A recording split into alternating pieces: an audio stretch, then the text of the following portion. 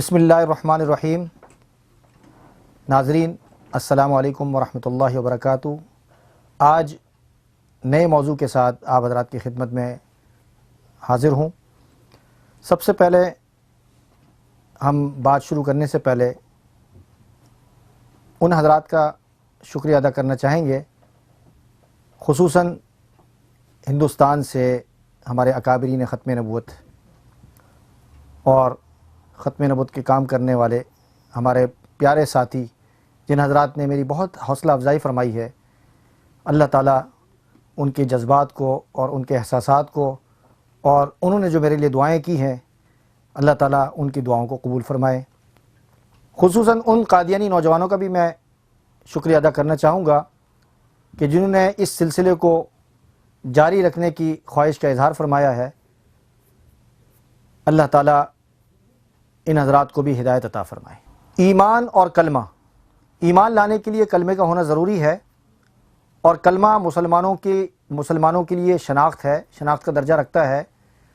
اور کلمہ مسلمانوں کی شان ہے، عظمت ہے، اور مسلمانوں کے لیے مدار نجات ہے۔ کلمہ ایسی چیز ہے جس کو چھپایا نہیں جا سکتا، جیسے کہ کہا جاتا ہے کہ اقرار باللسان و تصدیق بالقلب، زبان سے اقرار کرنا بھی ضروری ہے اور دل سے یقین کرنا بھی ضروری ہے۔ تو کلمے کا اقرار کرنا،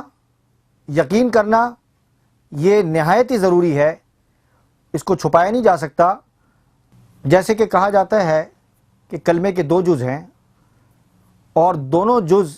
قرآن کریم میں موجود ہیں، اور مسلمان بننے کے لیے لازماً لا الہ الا اللہ محمد رسول اللہ یہ کلمہ پڑھنا پڑتا ہے۔ تو قادیانی ہونے کے لیے کیا یہی کلمہ کافی ہے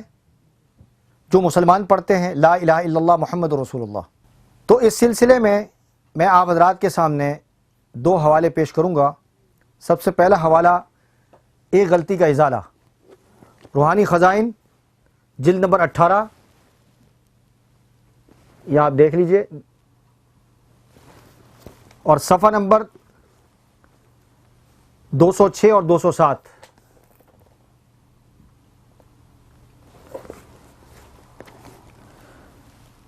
مرزا صاحب یہاں فرماتے ہیں برائین احمدیہ، اس میں صاف طور پر اس عاجز کو رسول کر کے پکارا گیا۔ پھر اس کے بعد اسی کتاب میں میری نسبت یہ وحی اللہ ہے، جز اللہ فی حل الانبیاء، یعنی خدا کا رسول نبیوں کے حلوں میں۔ پھر اسی کتاب میں اس مکالمے کے قریب ہی یہ وحی اللہ ہے، محمد الرسول اللہ والذین معہ اشداء علی الکفار رحماء بینہم۔ اس وحی الہی میں میرا نام محمد رکھا گیا اور رسول بھی۔ یہ حوالہ میں نے آپ حضرات کے سامنے پیش کیا ہے، صفحہ نمبر 207 اور 206 کا ایک غلطی کا ازالہ، اور جلد نمبر 18 ہے جو میں نے آپ حضرات کے سامنے پیش کیا ہے۔ دوسرا حوالہ جو ہے کلمۃ الفصل کا ہے،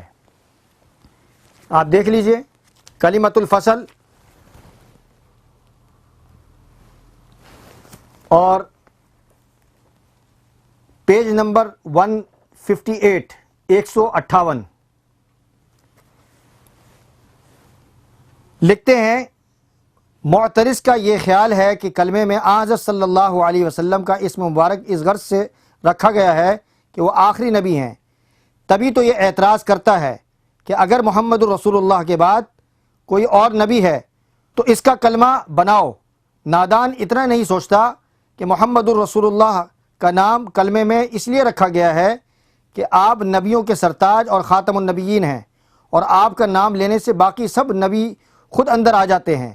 ہر ایک کا علیحدہ نام لینے کی ضرورت نہیں۔ ہاں، حضرت مسیح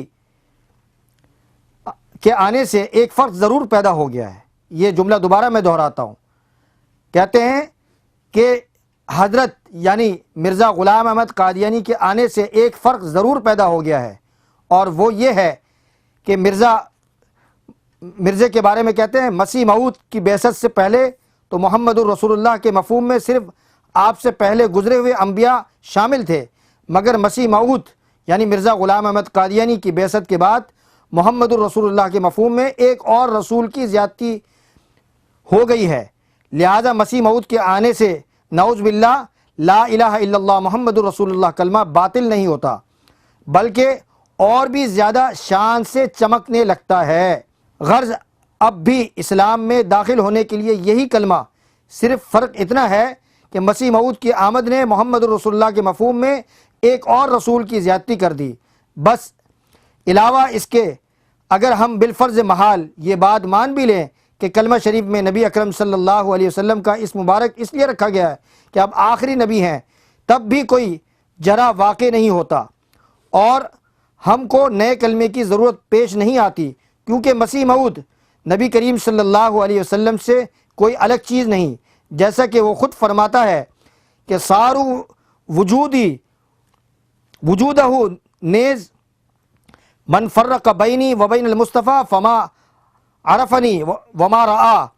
اور یہ اس لیے ہے کہ اللہ تعالیٰ کا وعدہ تھا کہ وہ ایک دفعہ خاتم النبیین کو دنیا میں مبعوث کرے گا، جیسا کہ آیت آخرین منہم سے ظاہر ہے کہ پس مسیح موعود خود محمد الرسول اللہ ہے جو اشاعت اسلام کے لیے دوبارہ دنیا میں تشریف لائے۔ اس لیے ہم کو کسی نئے کلمے کی ضرورت نہیں۔ ہاں اگر محمد الرسول اللہ کی جگہ کوئی اور آتا تو ضرورت پیش آتی۔ یہ میں نے آپ حضرات کے سامنے کلمۃ الفصل کا حوالہ صفحہ نمبر 158 پیش کیا ہے، یہ جس کے اندر یہ باتیں موجود ہیں۔ نبی کریم صلی اللہ علیہ وسلم سے کوئی الگ چیز نہیں ہے، جیسا کہ وہ خود فرماتا ہے سارا وجودی وجودہ نیز من فرق بینی و بین المصطفیٰ فما عرفنی وما رآ، اور